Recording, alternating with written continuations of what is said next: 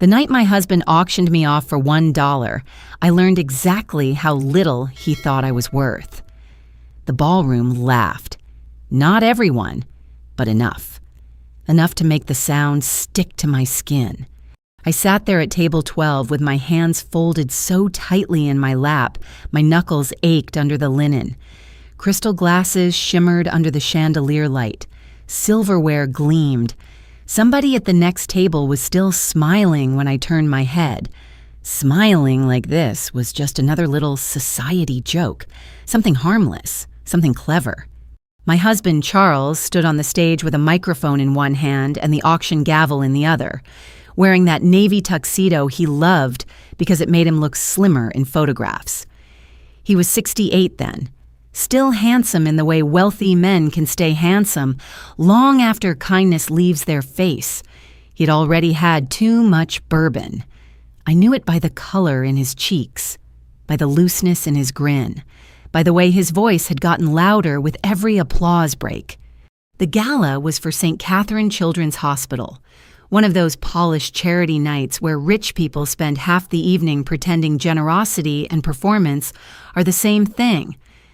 I had helped with the seating chart that morning, fixed a mess caused by 3 last-minute cancellations, called the hotel twice, tracked down dietary requests, made sure the gift bags got delivered.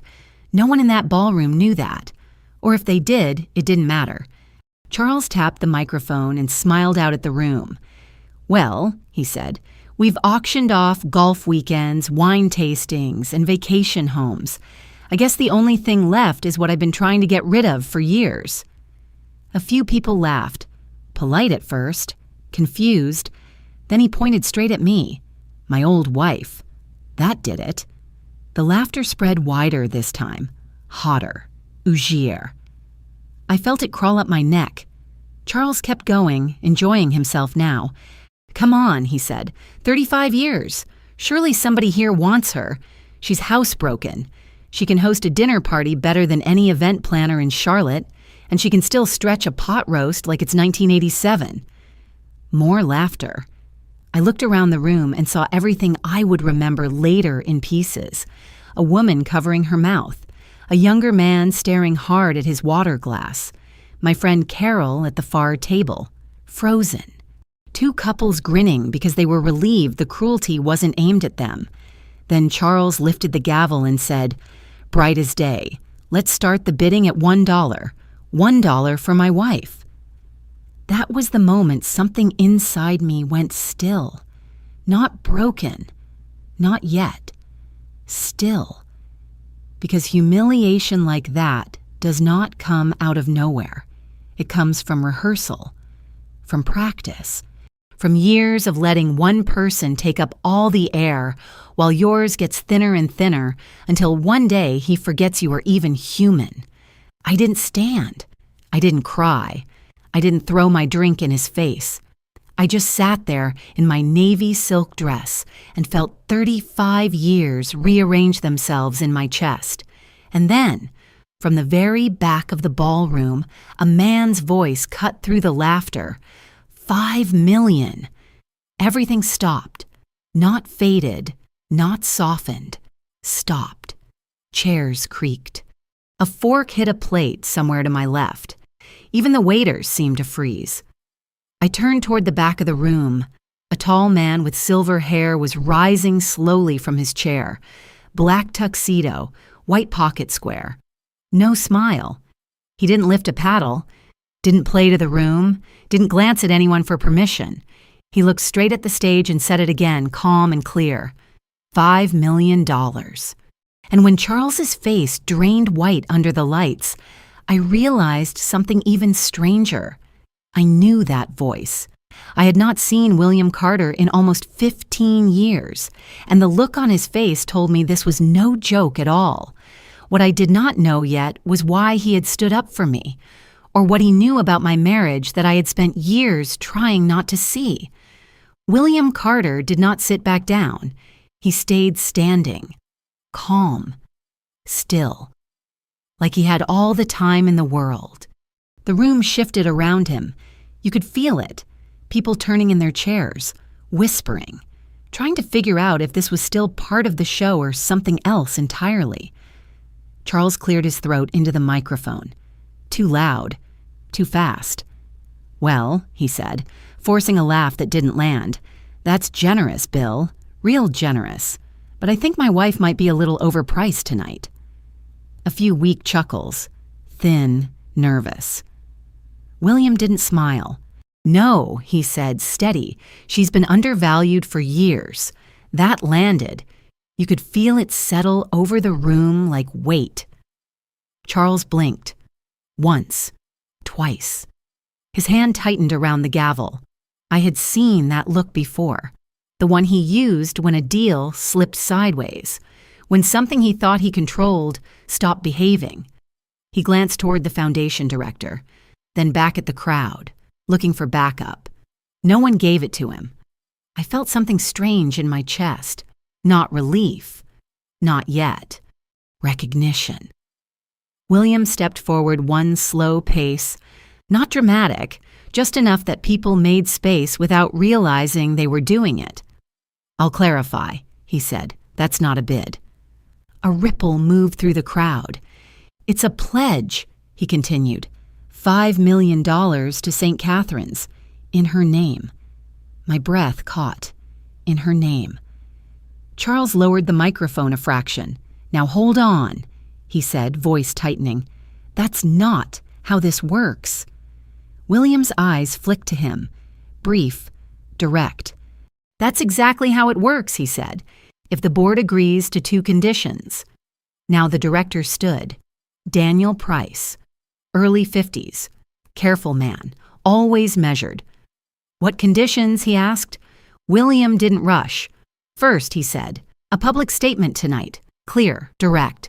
That what just happened was not entertainment." Silence. "Second," he added, "the Caregiver Scholarship Fund gets renamed. After her." A woman near the front gasped softly. I didn't move. I couldn't. My hands were still in my lap, my body still in that same chair, but inside something was breaking open in slow, quiet pieces. Charles let out a sharp breath. "This is ridiculous," he snapped, forgetting the microphone was still on. "You don't get to hijack my event and turn it into—" "Your event?" William cut in, not raising his voice. "Is that what this is?" A few heads turned. Charles realized it then. The mic, the room, the shift. Too late. He forced another smile, thinner now. "Everyone, let's move on. We've got a Napa lot coming up next." "No," Daniel said. That stopped everything again. Daniel stepped forward, his voice steady but different now, less polished, more real. "We're not moving on," he said. Charles stared at him. "You heard him," Daniel continued, "and you heard what happened here. We need to address it. For the first time in 35 years, I watched my husband lose control of a room. Not slowly, all at once. People weren't looking at him anymore. They were looking at me. And that was worse." I pushed my chair back. The sound of the legs scraping the floor was louder than it should have been. Every head turned. I stood. My knees felt unsteady, but I stood. Someone whispered my name. Soft. Careful. "Evelyn." I didn't look at them. I smoothed the front of my dress. Habit. Reflex. Something to hold on to. Then I turned and started walking. Not toward the stage, toward the exit. No one stopped me. Behind me, I heard Charles say my name. Sharp now. Controlled panic underneath. "Evelyn, sit down." I kept walking. The doors opened. Cool air hit my face. And for the first time that night, I could breathe. But I didn't know yet that the real confrontation wasn't over. It was just waiting for me in the hallway. The hallway smelled like lemon polish and fresh flowers. Too clean, too quiet. My heels clicked against the marble floor, sharp and fast, like they didn't belong to me. I could still hear the ballroom behind those heavy doors, muffled voices, a low hum, not laughter anymore, something tighter, something uneasy. I didn't stop walking until I reached the corner near the restrooms. Then I did. My hand went to the wall. Cool surface. Steady. My breathing wasn't. In. Out. Too fast. I closed my eyes for a second. Just one. And everything came rushing in at once. Not the stage. Not the laughter. The years. Me at the kitchen table stuffing envelopes for his first fundraiser. Me learning donor names like they were family. Me standing beside him in photographs, smiling while people thanked him for work I had done quietly in the background. Me explaining him, over and over. He's stressed. He didn't mean it. That's just how he jokes. I opened my eyes. No more. The restroom door opened behind me. Soft footsteps. Evelyn? I turned. Carol stood there. Late 60s. Sensible shoes. Always kind. The kind of woman who remembers birthdays and brings the right dish to every dinner. Her face looked shaken. "Oh, honey," she said, stepping closer. "Are you all right?" I almost said yes. The word sat right there. Ready. Habit. Instead, I shook my head. No. It came out rough. Honest. Carol nodded, like that was the right answer. She handed me a damp paper towel without asking. I didn't remember when I'd started crying, but my cheeks were wet. "You don't have to go back in there," she said quietly. "I know." We stood there a second, just breathing. Then she lowered her voice. "People saw it, Evelyn. They know." I looked at her. "They always saw parts of it," I said. "They just didn't have to say it out loud." Carol didn't argue. That told me everything. My phone buzzed in my clutch. I didn't need to look. I knew. It buzzed again and again. I pulled it out. Charles. Calling. Then a message. "Where are you? Don't be dramatic." I stared at the screen. My thumb hovered. Then I locked it and dropped it back into my bag. Carol watched me do it. Something shifted in her expression. Respect. Maybe. "Do you want me to call Lauren?" she asked. That hit harder than anything else that night. My daughter. Her instinct was to think of me. His had been to sell me. "No," I said. "Not yet." The doors to the ballroom opened down the hall. Voices spilled out. Lower now. Sharpened. A young staff member passed by with a tray. He glanced at me, then looked away quickly, like he didn't know where to put his eyes. I straightened, wiped my face. "I should go," I said. Carol touched my arm. Light. Careful. "You don't owe anyone anything in that room," she said. I nodded. I knew that. I just hadn't lived like it. Not yet. I turned toward the exit. Halfway down the hall, I heard it. My name. Sharp. Evelyn. I stopped, closed my eyes for half a second, then turned. Charles was coming toward me fast, bow tie loose, face flushed, jaw tight. He slowed when he got close, like he remembered where he was. "What the hell are you doing?" he said under his breath. I looked at him. Really looked. Not the man I married, the man he had become. "I'm leaving," I said. His eyes flicked down the hall, checking who might be watching. "You can't leave right now," he said. "People are already talking. That whole thing back there got out of hand. I need you to come back in. Sit down. We'll smooth it over. Sit down." Like I was a place setting. Like I was part of the table. "No," I said. His jaw tightened. "Don't do this," he snapped. "Do what? Humiliate me further." There it was, clean, clear. Not "are you okay?" Not "I'm sorry." Him. Always him. Before I could answer, another voice stepped in behind him. "She isn't humiliating you." Charles turned. I didn't have to. I knew who it was. William stood there. Closer now. Calm. Solid. "You handled that on your own," he said. And for the first time that night, I saw something I had never seen in my husband before. Uncertainty. Real. and it was just the beginning. Charles let out a short laugh. Not real, not relaxed, sharp. "For God's sake, Bill," he said, "you're blowing this out of proportion." It was a joke. William didn't move. Didn't blink. "No," he said. It wasn't. Silence stretched between them. You could hear the distant clink of glassware from the ballroom, a door closing somewhere down the hall, the low hum of hotel air conditioning, normal sounds. In a moment, that wasn't normal anymore. Charles shifted his weight. His hand went to his jacket like he needed something to hold on to. "You don't get to lecture me about my marriage," he said, voice tightening. William's eyes stayed on him. "When you put your wife on display in front of 200 people," he said, calm and even, "it stops being just your marriage." That landed hard. Charles looked at me then.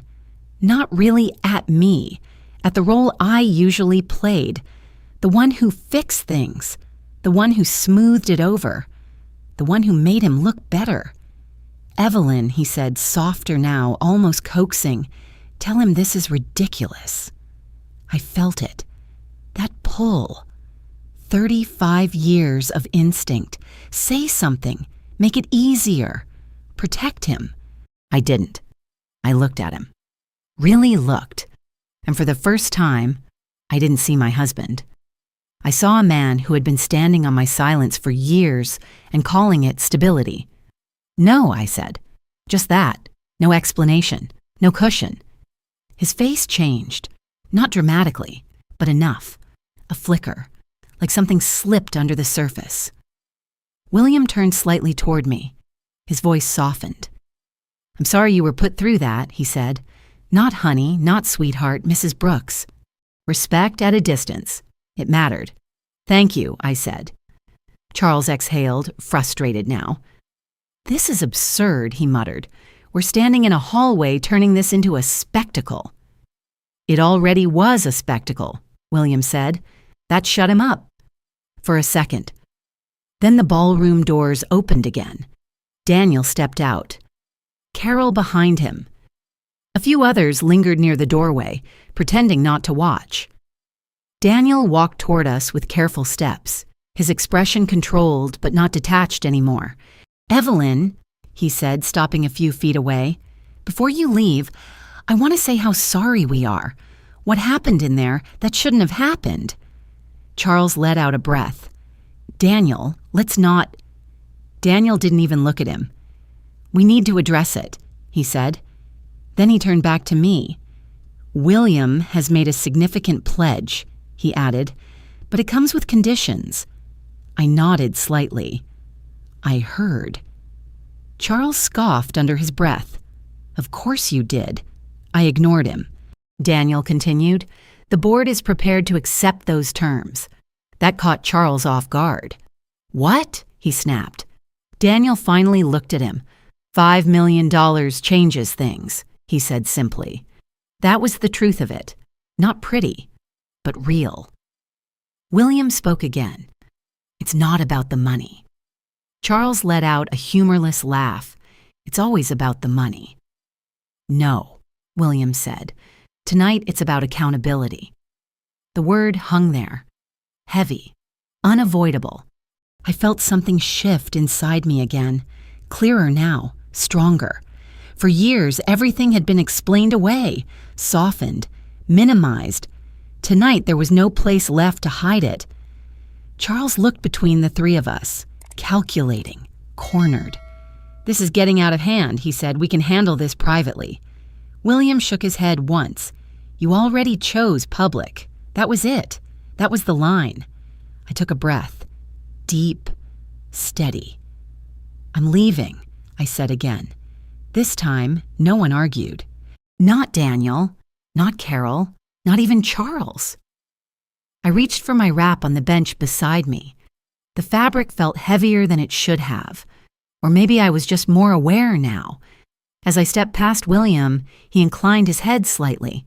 Not possessive, not performative, just acknowledgement. As I passed Charles, he didn't touch me, didn't try to stop me. He just stood there. For once. Without a script. Without control. I walked toward the glass doors at the end of the hall, each step louder than the last, and just before I pushed them open, I heard him say my name again. Not sharp this time, not commanding, uncertain. Evelyn. I didn't turn around. The night air hit my face the second I stepped outside. Cool, damp, real. It smelled like rain and exhaust and something faintly sweet from the flower beds lining the hotel entrance. The valet stand was busy, engines idling, doors opening and closing, people talking in low voices that stopped just a little when I passed. I walked past them anyway, head up, back straight. I didn't rush. I didn't hide. A young valet stepped forward, polite, careful. "Ma'am, do you need your car?" "Yes," I said, handing him the ticket. My fingers were steady now. That surprised me. I moved to the side under a brass light fixture. The glow was warm, soft. It made everything look calmer than it was. Behind the glass doors, I could still see the lobby. People moving, some glancing toward the ballroom, some pretending not to. My phone buzzed again. I didn't need to check. I already knew. Charles. Again. Then a text. "Where are you? We need to talk before people start talking." I almost laughed. Before people start talking? I looked up at my reflection in the glass. People were already talking. They just weren't saying it to his face. Not yet. Footsteps behind me. I didn't turn right away. I knew the rhythm of them. I had known it for 35 years. Evelyn. Closer now. Tighter. I turned slowly. Charles stood a few feet away, just inside the doorway. The chandelier light behind him made his face look pale, washed out, smaller somehow. His jacket was unbuttoned, his tie loose. The careful version of him was gone. "What are you doing out here?" he asked. Not angry this time, not fully, but strained. "I told you," I said. "I'm leaving." He glanced past me toward the valet area, then back at the lobby, always checking who might see. "You can't just walk out," he said. "Do you have any idea what this looks like?" I held his gaze. "Yes," I said. He frowned, then stopped making it worse. Worse. I let that sit between us, then I asked quietly, "Worse for who?" He didn't answer right away. That was answer enough. A car pulled up behind me. Headlights washed over the pavement. The valet jogged toward it. Charles stepped closer, lowering his voice. "That man made a scene," he said. "And now the board is panicking. I need you to come back in, sit down, smile, and let this settle." Smile.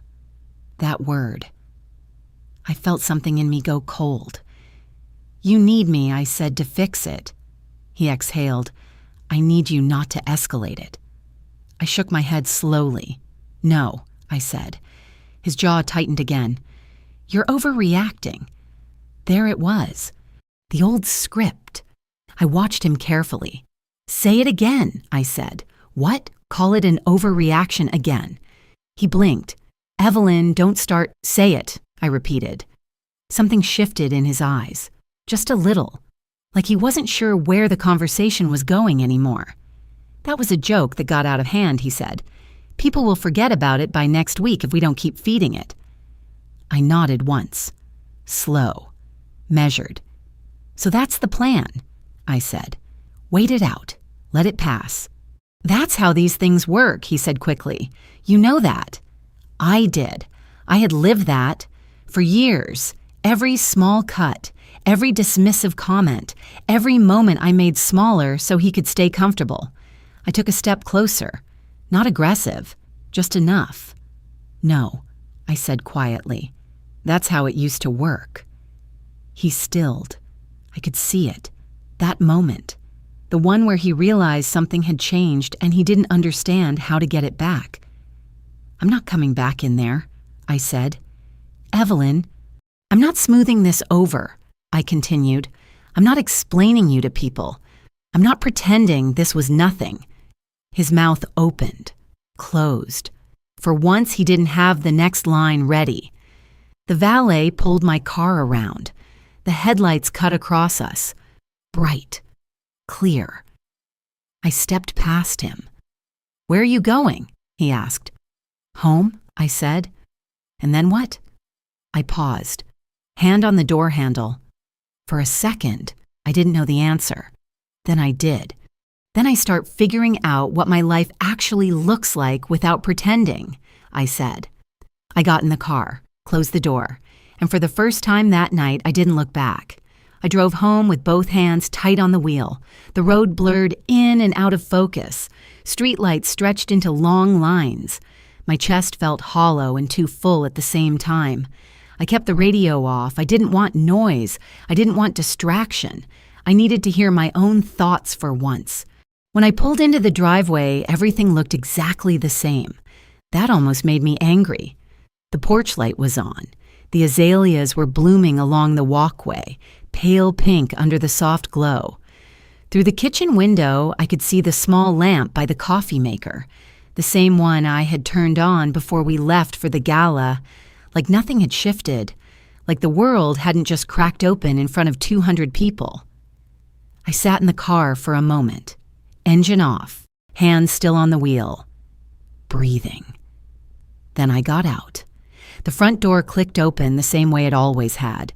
The kitchen smelled faintly like lemon soap and chicken salad.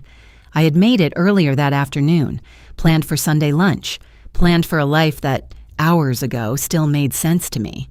I set my clutch on the counter, kicked off my heels. The silence pressed in. My phone buzzed again. I ignored it. Instead, I poured a glass of water and drank it standing there in my stockings, one hand braced on the sink. My reflection stared back at me in the dark window.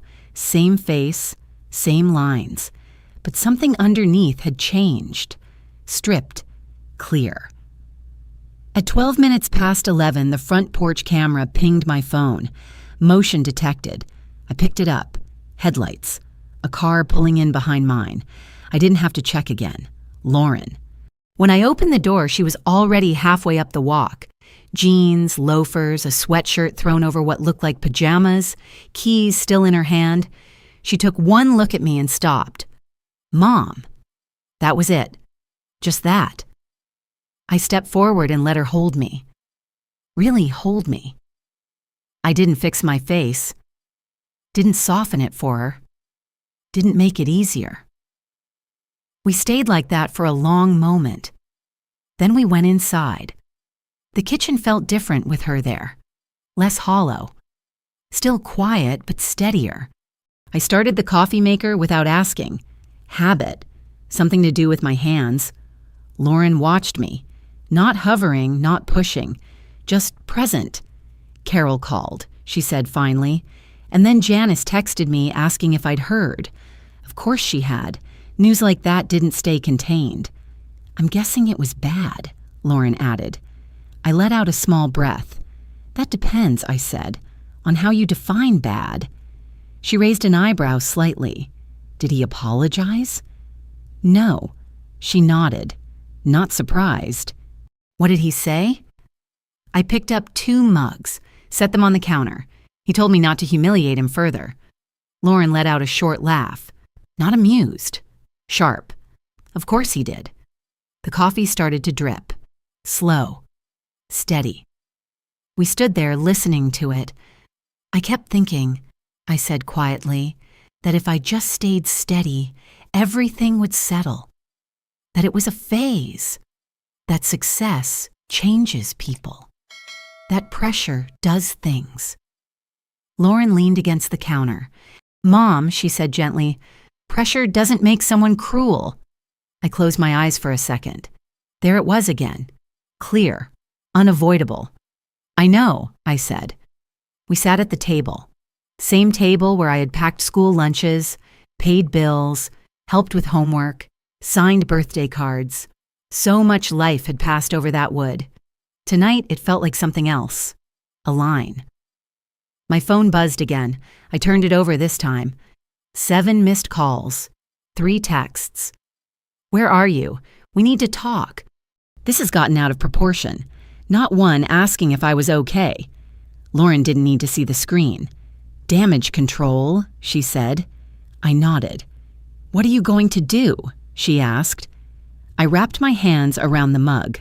Warm, grounding. "Tonight?" I said. "Nothing." She waited. "And tomorrow?" I looked at her, felt something settle into place. "Tomorrow," I said slowly, "I called Janice." Lauren's eyes sharpened. "The CPA?" "Yes." I took a breath. "I've signed things for years," I said. "Documents, forms, trust papers. I never really looked. I trusted him to handle it." Lauren didn't interrupt. "That stops now," I added. She nodded once. Firm. "Good." I leaned back slightly. For the first time that night, I didn't feel like I was reacting. I felt like I was choosing. And I didn't know yet what I was going to find, but I knew one thing for sure. I wasn't going to look away this time. At 12:07 in the morning, headlights swept across the living room wall. Lauren and I both looked up. Neither of us moved. The engine cut. A car door slammed harder than it needed to. Then another. Footsteps. Fast. Uneven. I set my mug down in the sink. Lauren stayed where she was, leaning against the counter, arms crossed now. Not defensive. Grounded. The front door opened. Charles didn't come in quietly. He never did when he was upset. His shoes hit the hardwood, sharp and quick. The sound moved through the house before he did. Then he appeared in the kitchen doorway, jacket gone, tie hanging loose around his neck, face still flushed from earlier. "There you are," he said, like I had wandered off, like this was a misunderstanding. I turned, drying my hands on a dish towel. "I live here," I said. Lauren didn't say anything.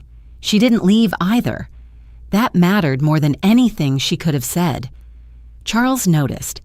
His eyes flicked to her, irritation rising. "Lauren, I need to talk to your mother." "She's not going anywhere," Lauren said evenly. "This is between me and my wife." "And I'm her daughter," she replied. "If you didn't want me here, maybe don't humiliate her in front of 200 people. That landed. Not deep, not yet, but enough to shift him. He ran a hand through his hair, pacing once across the kitchen like he needed movement to think. "This is exactly what I mean," he said. "Everything gets turned into something bigger than it is." It was a joke that went sideways. I watched him. "Say it again," I said. He stopped. "What? Call it a joke again?" His jaw tightened. "Evelyn, don't start." "No," I said, quieter now. "Say it clearly. You stood on a stage and auctioned your wife for $1. Say that was a joke." Silence. The refrigerator hummed. Somewhere outside, a car passed.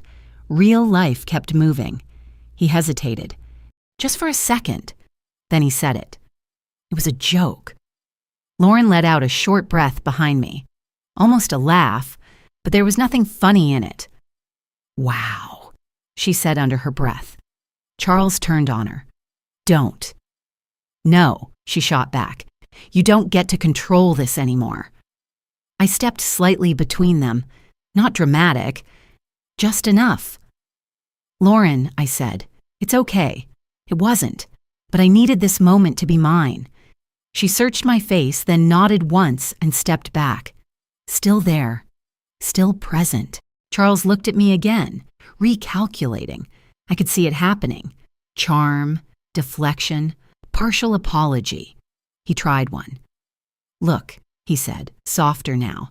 "I shouldn't have said it like that. I had a couple drinks. The room was loose. I was trying to keep things moving. I raised my hand. Small. Enough." "Stop explaining it," I said. "I'm not explaining, I'm—" "You are," I cut in. "You're explaining it in a way that keeps you comfortable." That hit. He blinked. "I'm asking you something simple," I continued. "Do you understand what you did?" He exhaled, frustrated. "Yes." "I embarrassed you." "No," I said. "You revealed yourself." That stopped him. Completely. I didn't raise my voice, didn't cry. I just stood there in the kitchen we had shared for decades and spoke without softening the truth. "You didn't accidentally humiliate me," I said. You said exactly what you've been thinking for years. Tonight just made it public." "That's not fair," he said quickly. "It is," I replied. "And you know it is." He shook his head, but there was less certainty in it now. "You're blowing this up." Lauren shifted slightly behind me. I didn't turn. "No," I said. "I've been shrinking it down for years. This is what it actually looks like." The words settled. Heavy, real. For the first time, he didn't argue right away.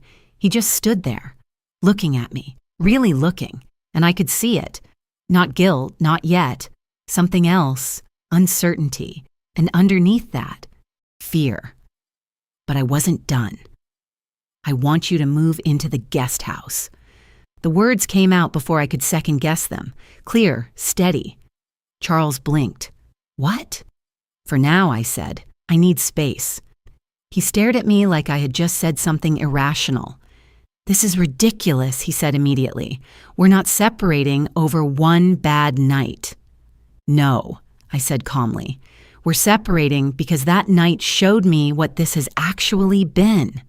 He let out a short laugh, sharp and defensive. "You're overreacting." I didn't argue. I didn't need to. "I'll have your things moved tomorrow," I said. That stopped him.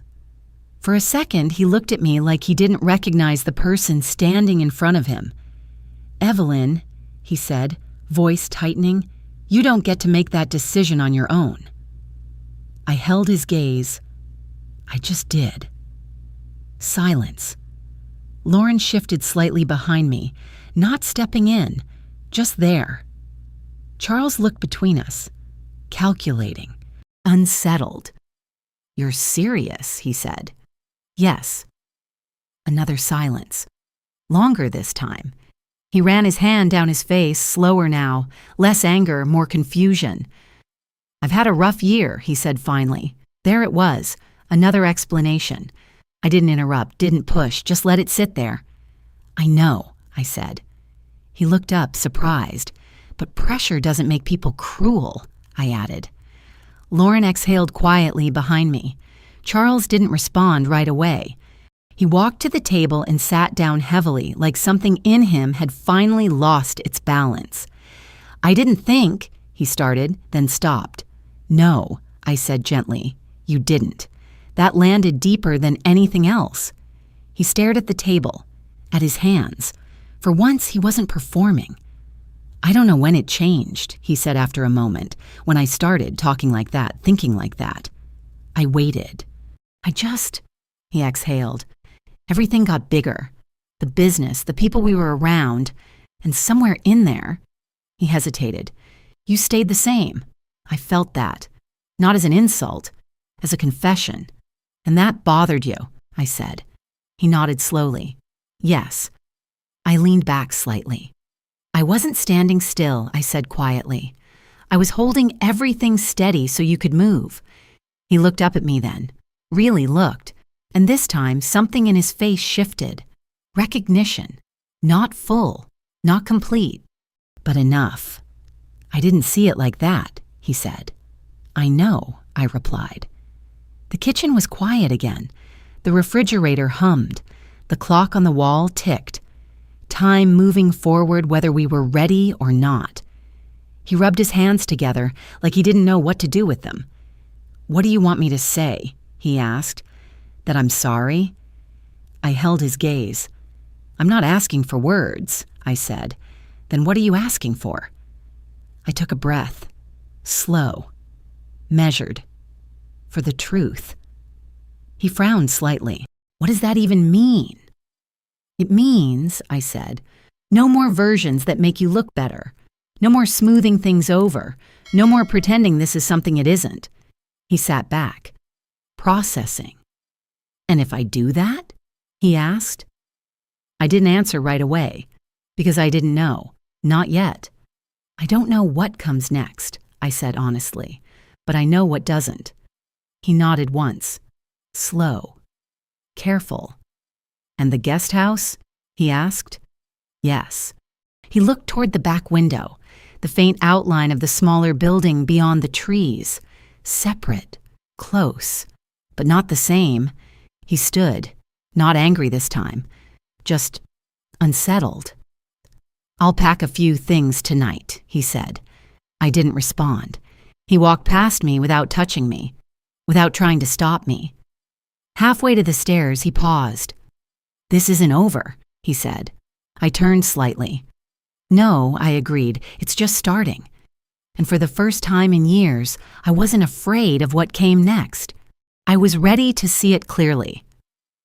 Janice arrived at 9 the next morning with a leather tote and a stack of folders that looked heavier than they should have been. I had already made coffee. 2 mugs, one for her, one for me. Lauren had stayed the night.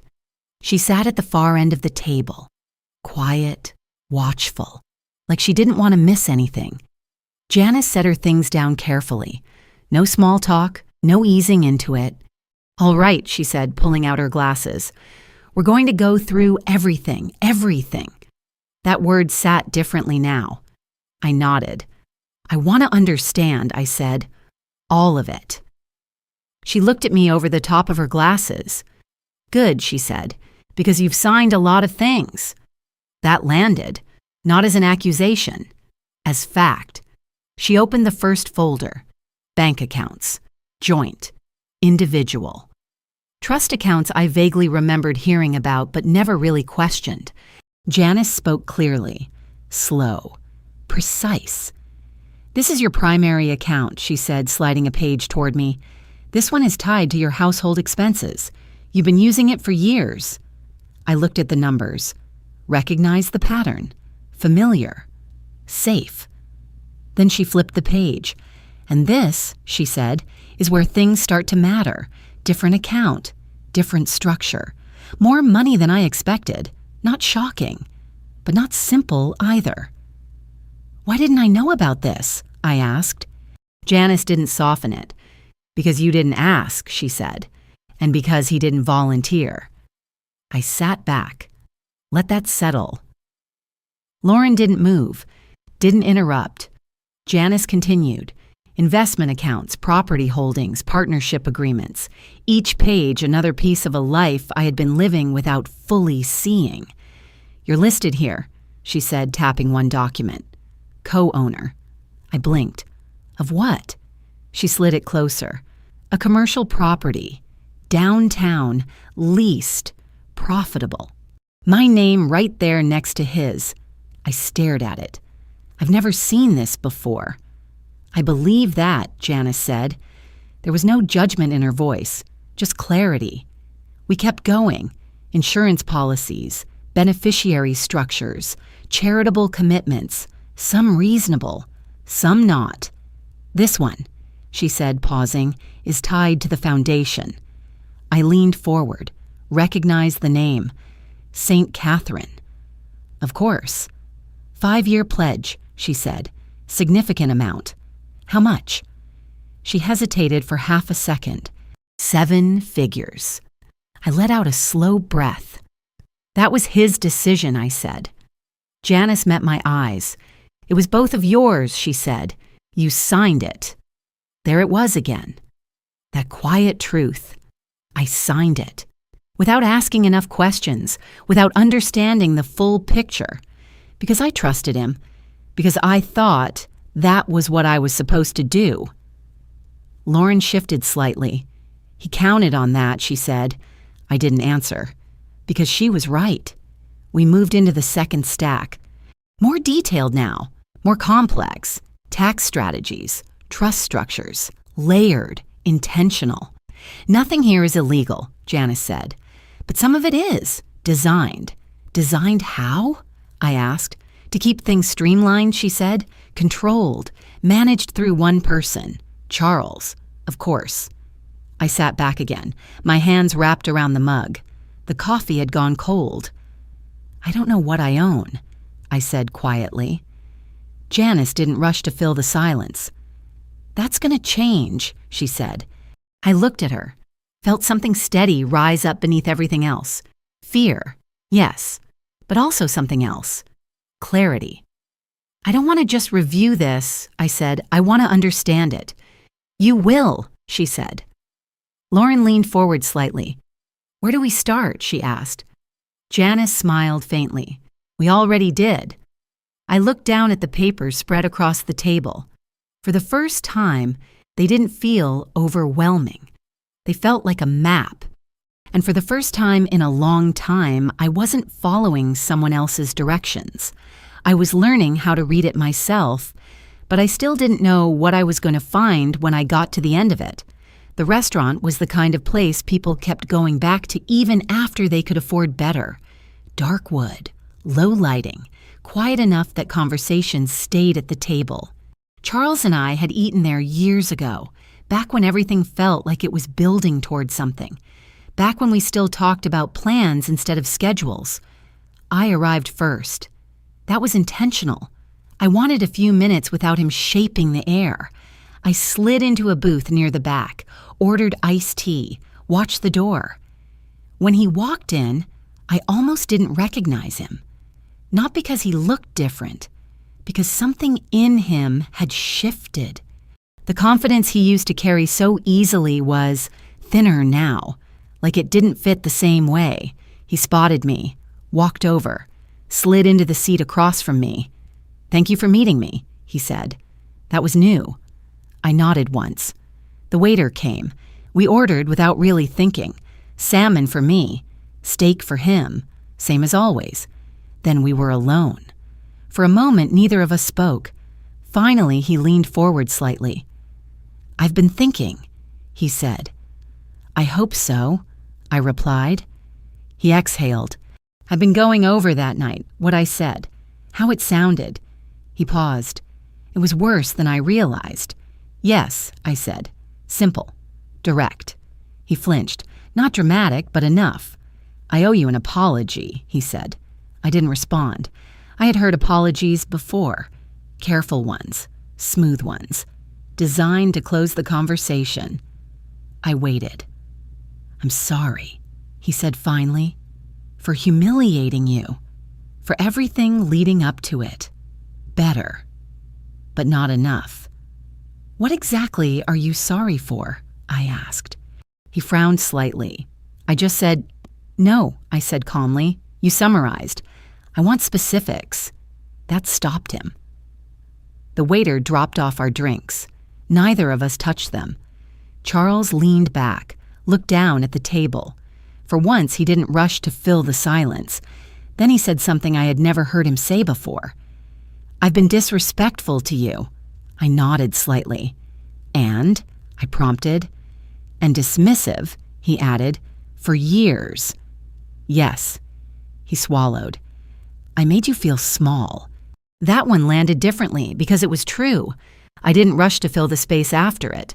"Go on," I said. He looked up at me. No performance this time. Just uncomfortable honesty. "I took you for granted," he said. "Your work, what you did for me, for the house, for everything." I held his gaze. "You didn't just take it for granted," I said. "You erased it. That hit." He blinked. "I didn't think of it that way." "I know," I said. "That's part of the problem." Silence again. He sat there, absorbing it. Then something shifted. "I resented you," he said. That caught me off guard. "For what?" I asked. He hesitated, then said it. "For staying the same." I studied him. "Explain that."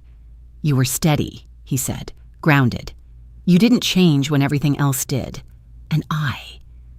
He exhaled, searching for the words. I felt like I was becoming something bigger, more important. And instead of seeing what you were doing to support that, I started seeing you as holding me back. There it was, ugly, honest. I let it sit there. "I wasn't holding you back," I said quietly. He nodded. "I know that now." "I was holding everything together," I added. He closed his eyes briefly. "I see that, do you?" I asked. He opened them again. "Yes." I leaned forward slightly. "Then say it properly." He met my eyes. "You weren't the problem," he said slowly. "I was." That was the first real sentence he had given me. Not polished, not defensive. Real. I nodded once. "Good," I said. "Now we can talk." The food arrived. We didn't touch it, because this conversation mattered more than anything on that table. And for the first time in a very long time, I wasn't trying to protect him from the truth. I was making sure he faced all of it. I'm not here to punish you. The words surprised even me. They came out steady, clear. Charles leaned forward slightly. Then what are you here for? I held his gaze. To decide what exists after this, I said. He nodded slowly. I want that, he said. I want us. I didn't answer right away, because that word didn't mean what it used to. There is no us right now, I said. That landed, not harsh, just true. There's what we were, I continued, and there's what we might become. Those are not the same thing. He sat back, took that in. What do you need? He asked. I had already thought about it. Not overnight, not suddenly. This had been building for years. Transparency, I said. He frowned slightly. About what? Everything, I replied. Accounts, properties, investments, documents, no more. I'll handle it. I handle it too now. He nodded, quick, almost eager. Okay. Not okay, I corrected. Real, complete. He hesitated, then nodded again. Complete. Second, I said, we go through everything with Janice and an independent attorney. He shifted at that. I already have. I know, I said. That's not the point. Silence. Then, all right. Third, I said, counseling. That hit him harder. He looked away for a second, then back at me. Fine. Not fine, I said. Necessary. He exhaled. Necessary, he repeated. Fourth, I continued, you step back. From what? Public roles, I said. Boards, events, anything that puts you in front of people as if nothing happened. His jaw tightened. That could affect it should, I said. He stopped. The truth in that sat heavy between us. And finally, I said, you make a public apology. He looked down at the table, realizing, not a statement, not a polished version, something real. That's a lot, he said quietly. I nodded. Yes.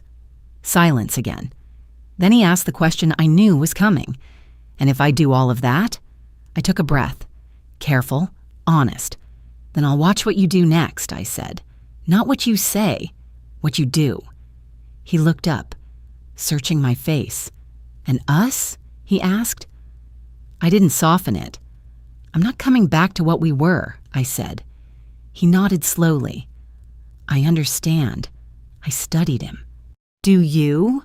I asked. He held my gaze. I think I finally do. We sat there for a while after that, the food untouched, the room quiet around us. At the table near the window, an older couple laughed softly over dessert. A waiter moved past with practiced ease. Life went on, but something had shifted, not fixed, not repaired. Real. When the check came, he reached for it automatically. I placed my hand over it. I'll pay for mine, I said. He paused, looked at my hand, then at me. Slowly, he nodded. All right. It was a small thing, but it wasn't. We stood, walked out together, not touching, not pretending, just walking. Outside, the air felt cooler than it had that night at the Gala, clearer. As we reached the parking lot, he stopped. Evelyn, he said. I turned. I'm going to do this, he said. All of it. I believed that he thought he would. That didn't mean he would. I know, I said. He frowned slightly. That's it? I nodded. That's it. Because belief wasn't enough anymore. Proof was. I got into my car, closed the door, and as I drove away, I realized something I hadn't allowed myself to feel in years. I wasn't waiting for him to change. I was already changing, and whatever happened next would be on my terms. The first real change didn't happen in a dramatic moment. It happened on a quiet Tuesday morning, Same kitchen, same table, different me. Sunlight came through the window over the sink, catching the edges of the papers spread in front of me. Janice sat across from me again, glasses low on her nose, pen moving steadily across her legal pad. I wasn't pretending to understand anymore. I was asking questions. All of them. What does this mean? Why is this structured this way? What happens if I don't agree to this? Janice answered every one. Slow, clear, patient. And for the first time in my adult life, I understood the architecture of my own life. Not the version I had been shown, the real one. Accounts, trusts, agreements. Some thoughtful, some careless. Some built on the quiet assumption that I would never look closely. I did now. And that changed everything. Charles followed through. Not perfectly, not gracefully, but consistently. He moved into the guest house the next day. No argument. That alone told me something had shifted. At night, I could see the light on through the trees, separate from the house, separate from me. Strange, but not wrong. He met with Janice, brought every document, not selectively, all of them. He started counseling. The first time he said it out loud, his voice carried hesitation. But he went, and he kept going. And then there was the apology. The first version he showed me was polished, careful, clean. I read it once, handed it back.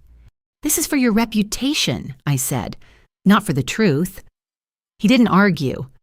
The second version was different, shorter, rougher, honest. He named what he did, didn't hide behind humor, didn't blame the alcohol, didn't soften it. The foundation read part of it at their next event. People talked. Of course they did. But something shifted in the way they talked. Less scandal, more recognition. Because what happened that night wasn't rare. It was just usually quieter. I went back to the literacy center a few weeks later.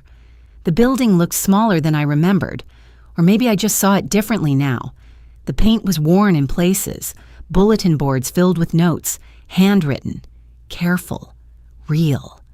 Evelyn. I turned. Maria stood there, smiling like no time had passed. "I heard you might come back," she said. "I wasn't sure," I admitted. "Well," she said gently, "we never forgot what you did here. That landed. Not like praise, like truth. I hadn't been invisible. I had just been in the wrong place to be seen. I started slow. Meetings, letters, conversations, listening more than talking. And in that space, I wasn't someone's wife. I was myself."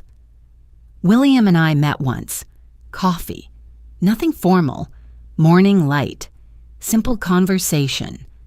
"I didn't step in to change your life," he said. "I know," I replied. "I stepped in because what happened was wrong. I know that too." He nodded. No expectations. No story beyond that. Just respect. And at this stage of life, that was enough. Months passed. Charles kept showing up. Not the same man. Not completely different either. Learning, adjusting, listening more, interrupting less. There were moments the old habits came back.